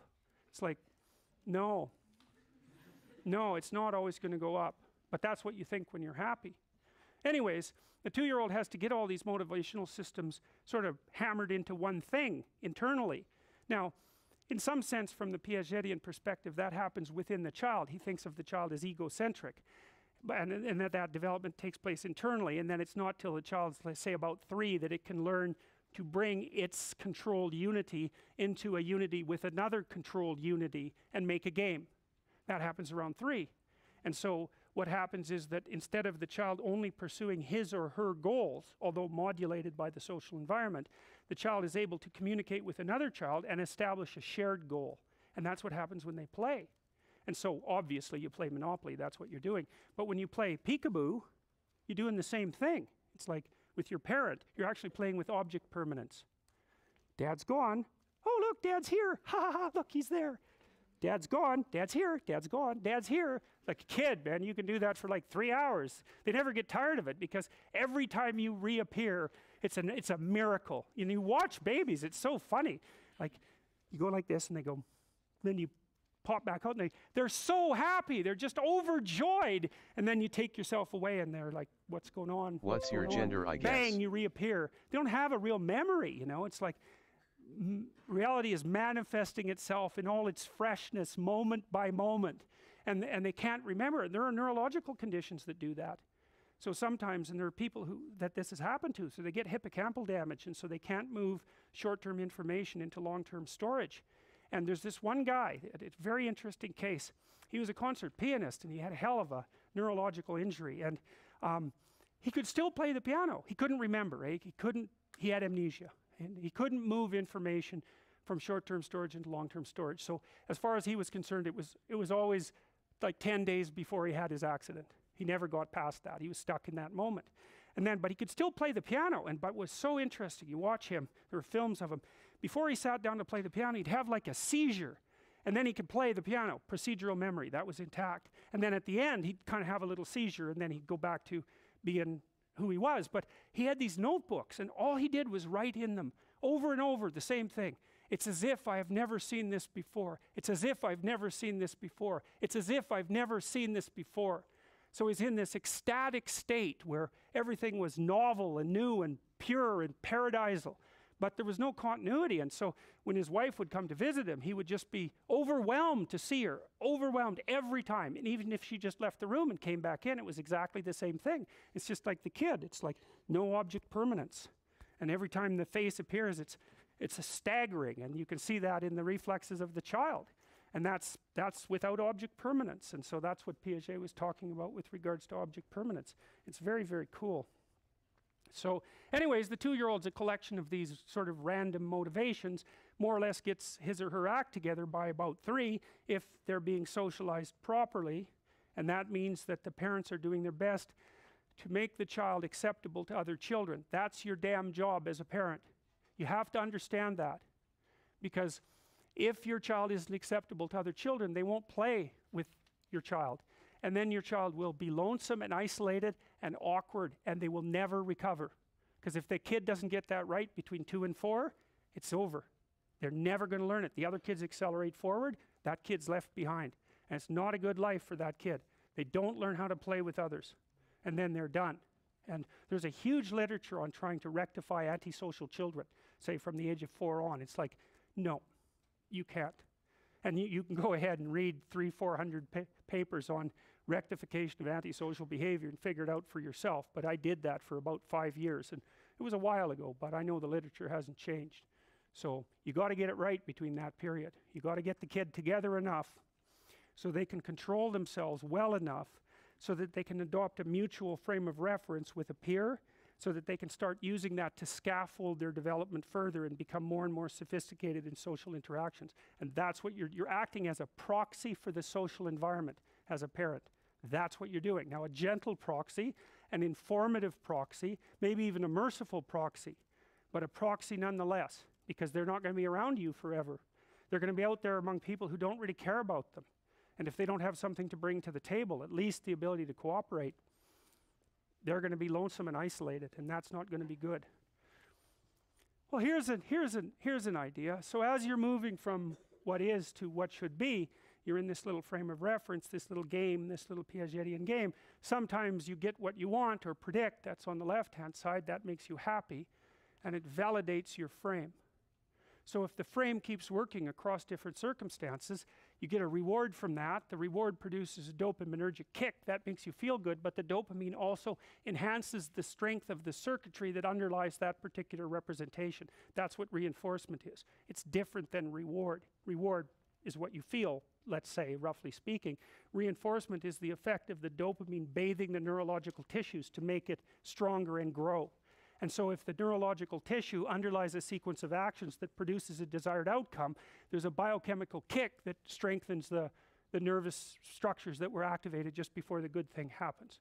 And so that's how something you know that's valuable gets instantiated. And if it fails, instead, you get punished, pain, anxiety, and that starts to extinguish that circuitry. And we don't know how that works exactly. We don't know exactly if those circuits then start to die, because they can degenerate across time, or if what happens is you build other circuits that inhibit them.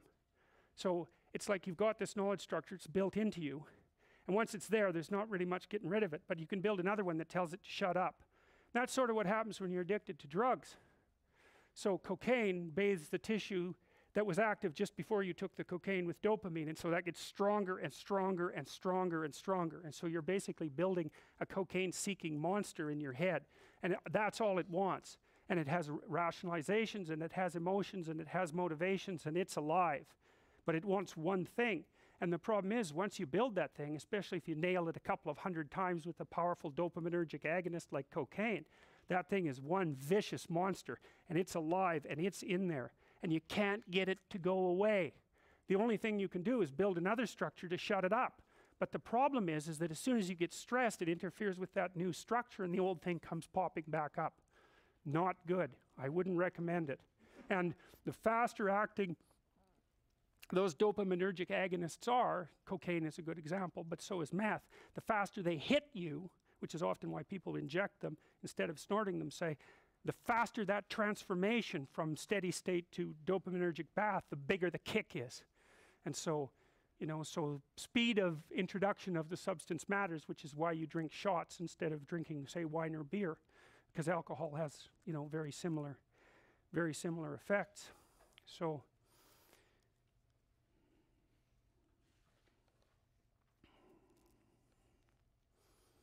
all right, so if you get what you want, well, then you feel good. But not only do you feel good, but the frame itself is validated.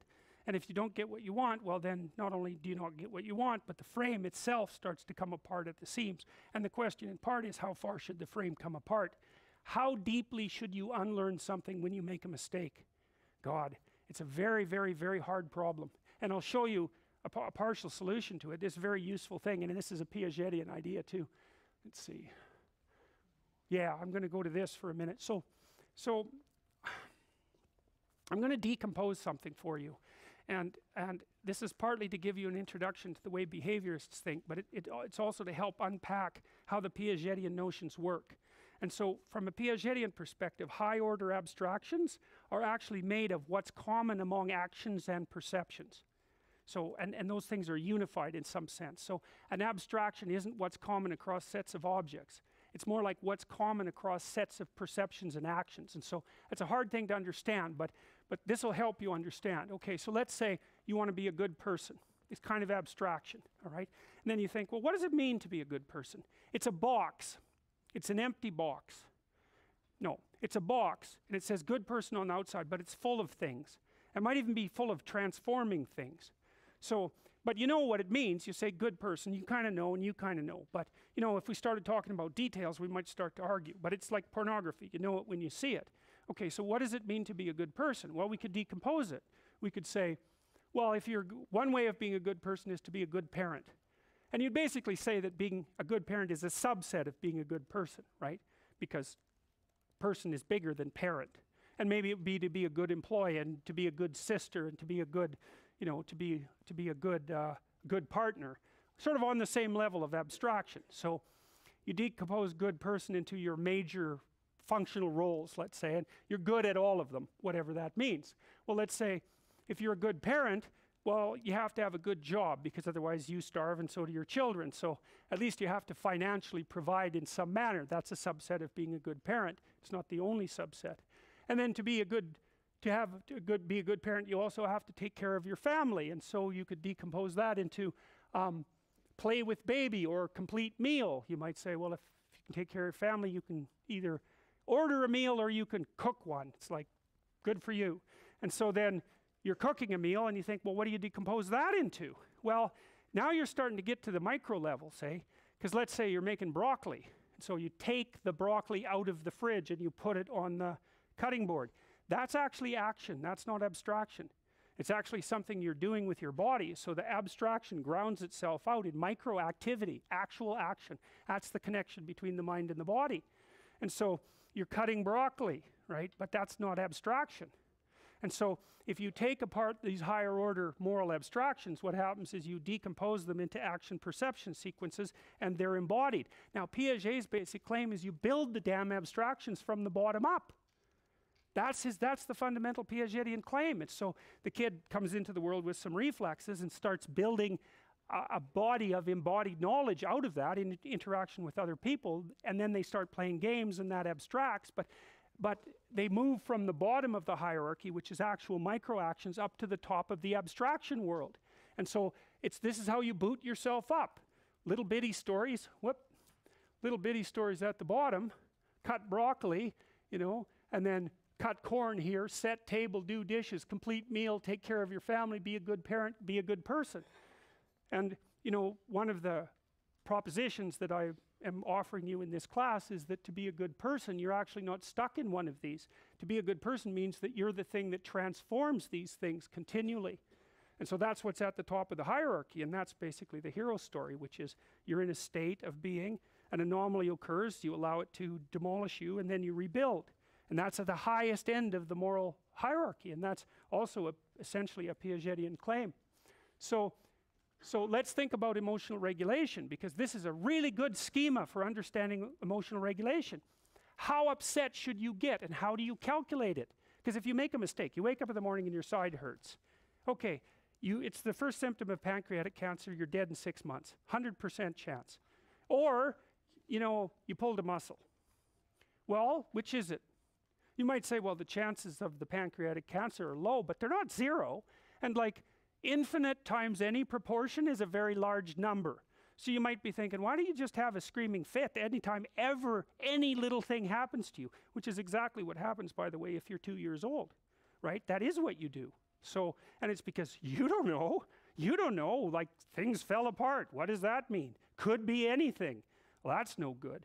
Well, so let's say you're arguing with your partner, you know, and they, I don't know, they make a lousy meal or maybe no meals and you're kind of sick of it, you know. And so you say, you're a bad person. And what's the evidence?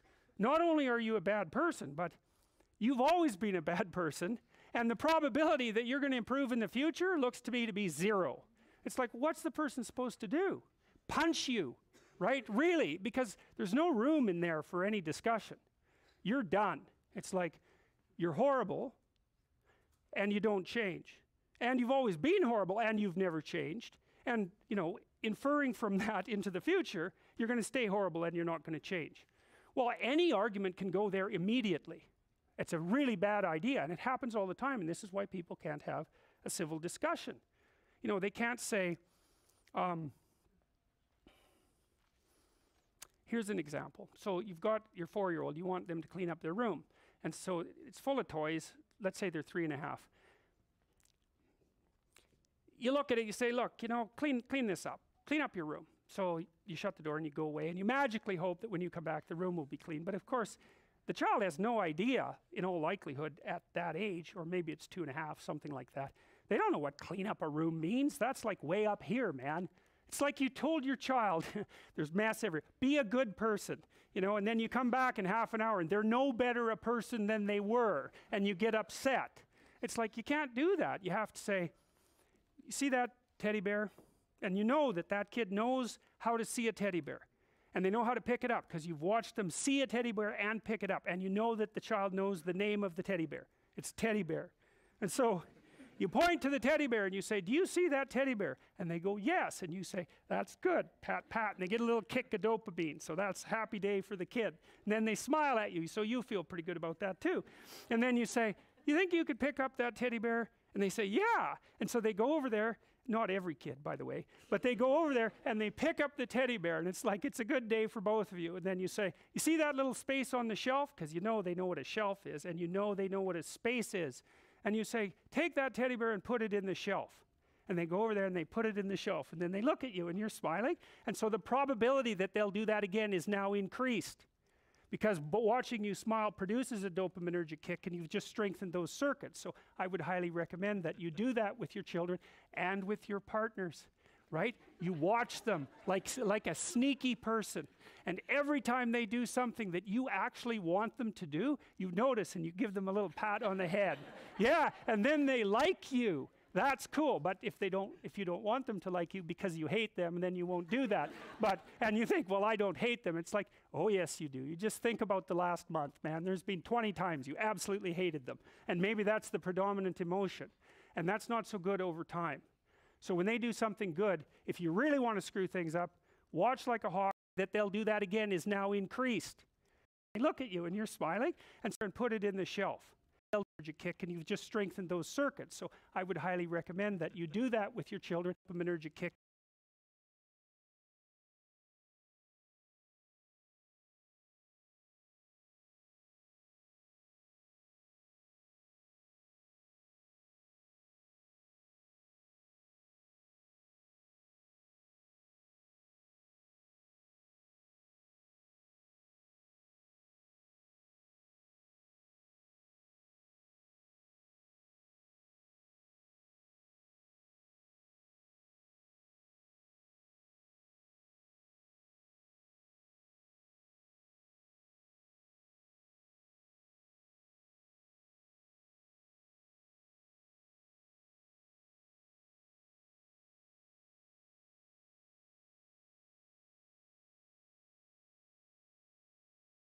And you've just strengthened those circuits. So I would highly recommend that you do that with your children and with your partners, right? You watch them like a sneaky person.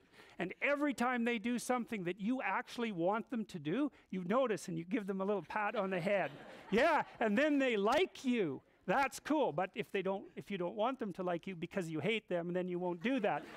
And you think, well, I don't hate them. It's like, oh yes, you do. You just think about the last month, man. There's been 20 times you absolutely hated them. And maybe that's the predominant emotion.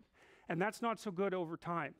So when they do something good, if you really want to screw things up, watch like a hawk and wait till they do something good and then punish them. That's really fun, that is. That really messes with them. And people do that all the time. So if you really want to muck things up, you can even do it more subtly. You can wait till they do something good, especially if they've never done it before and they're just kind of tentatively trying it, and then you can ignore them. That's a really good one. That's even better than punishing them, because at least when you punish them, you're paying attention. If you ignore them, it's like, that's just perfect. It also takes hardly any effort on your part, so that's an additional plus. So anyways, So if you're having a discussion with someone, it's like what you're doing with this kid, you know. It's like you say, maybe you're negotiating about meals. You don't start with you're a bad person. Let's way the hell up here, you know. You blow the whole person's schema right out from underneath them, and you might as well get divorced, which is what will happen if you keep doing that. Soon you'll roll your eyes at each other. That means you're getting divorced, by the way. So if you ever watch it, it does. I'm serious. There's good empirical data on that. Once you're at the eye-rolling stage, there's no going back. So you should intervene way before that. It's discussed, that eye roll. Once you've hit disease-carrying rodent status in your mate's eyes, there's no coming back. So anyways, so what you do if you want to have a conversation with someone that's a corrective conversation is you sort of take a Piagetian attitude. And the attitude is, go to the highest level of resolution that you can manage.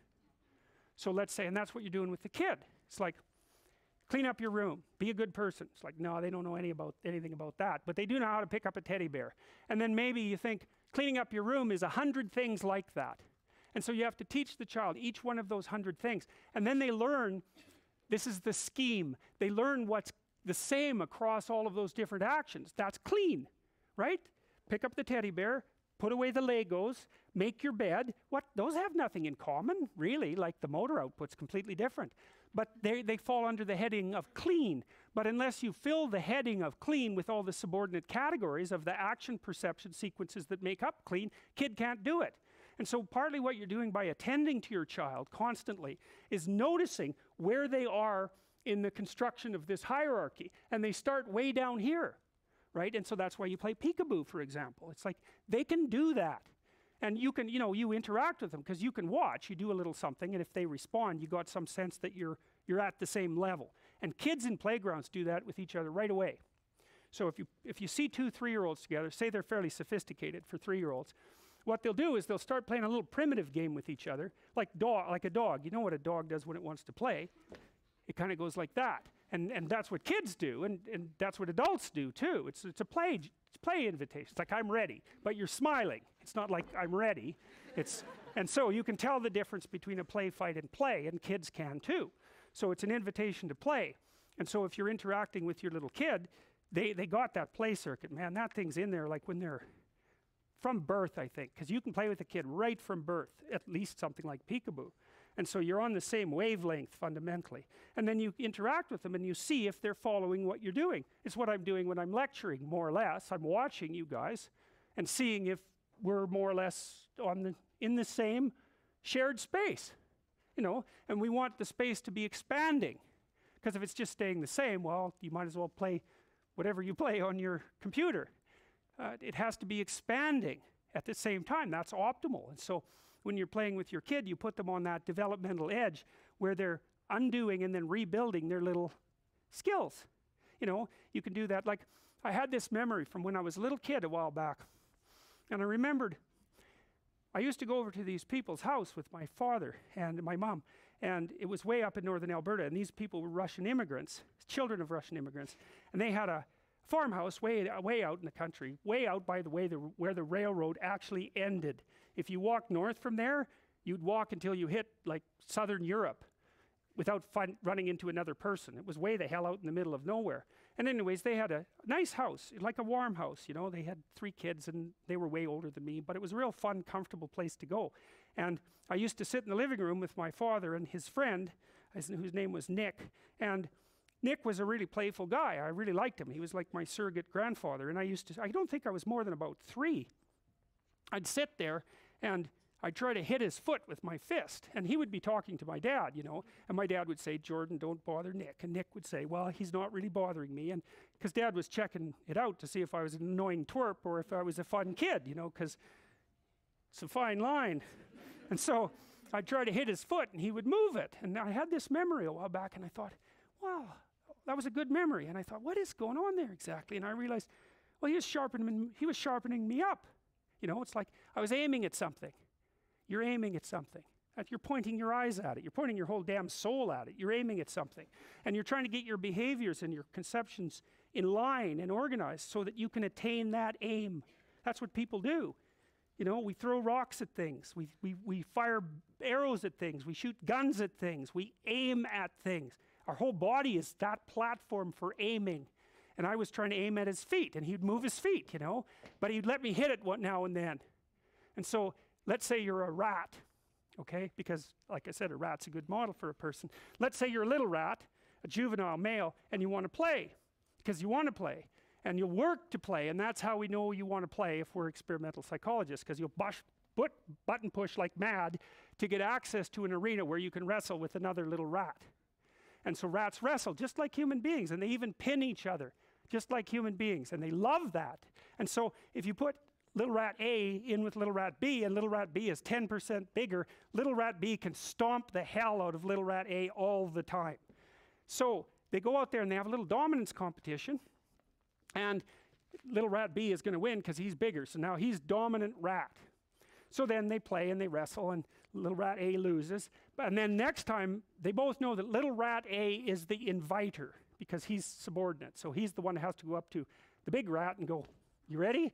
And the big rat then will wrestle. However, if you repeatedly pair them, and the big rat doesn't let the little rat win, at least 30% of the time, the little rat won't invite him to play anymore. And that was Jaak Panksepp who figured that out. And that is mind-boggling, because it tells you like there's an ethical basis for play that's so deep that the damn rats, and they're rats, right, not known for their sense of fair play. The big rat has to let the little rat win 30% of the time, or the little rat will not play anymore. And even rats know that. It's so profound, that discovery. Like Panksepp discovered the play circuit in mammals. That's a big deal. That's like discovering a whole continent. Like that's a big deal. He should have got a Nobel Prize for that. And to see that that's built in, that sense of fair play, that's mind-boggling, you know, because that's evidence for the biological instantiation of a complex morality. Fair play. Even if you can win, you shouldn't all the time. Well, so when I'm trying to hit Nick's feet with my hand, like I'm really paying attention and he's moving it pretty well, but now and then I get to nail it, and I'm feeling pretty good about that, you know, and he makes it a little bit more difficult all the time so that my aim gets better and better, and I'm building up my motor coordination, I'm building up my social skills because I don't hit too hard, and I don't cry when I miss, because that just makes you annoying to play with, right? So I'm learning really complicated things about how to go about finessing my aim, and that's what you're doing with your kids. And what are they aiming at? Well, they aim higher and higher. So when my son was about 2.5, we had him start setting the table. You don't say, you know, you want to take grandma's fine china and go set the table? It's like, no, you don't do that. You say, you know what a fork looks like? He goes, yeah. See, do you know where the forks are? Well, that doesn't work because the drawer's way up here, right? So you have to hand him a fork. You say, look, take this fork and go put it on the table. And he's like this high, you know, so he goes over to the table and he puts the fork up here. Can't even see what he's doing. He puts the fork up there, and then, you know, he's reasonably happy with that, and you give him a pat, and then you go and give him a really sharp knife. No, you don't do that. You don't do that. You give him a spoon, and you say, well, go put the spoon beside the fork. And you don't say, look, you stupid kid, you got to leave enough space between the fork and the spoon so the plate can fit there. Don't you know anything? You're stupid. It's like, well, that's right up here, right? You're a bad kid. No, that's bad. You don't do that. You go down here and you say, well, good micro routine adaptation there, chum. Let's try it again. You know, and you build that up, and and you can't extend the kid past its point, his point, or her point of exhaustion, because it's got to be a game. And a 2-year-old can probably only do that for, you can watch them, and some are more persistent than others, but 10 minutes, 15 minutes, you're pushing your luck. You can take a 2-year-old to a restaurant for about 40 minutes and expect them to sit and behave. But after that, you know, the will exhausts them. All right, well anyways, that's Piaget in his nascent form fundamentally. And so if you remember that diagram and you think about how that would be built from the bottom up and how there would be a stage transition every time those things are learned, you kind of got the essential elements of Piagetian theory. So we'll see you Thursday.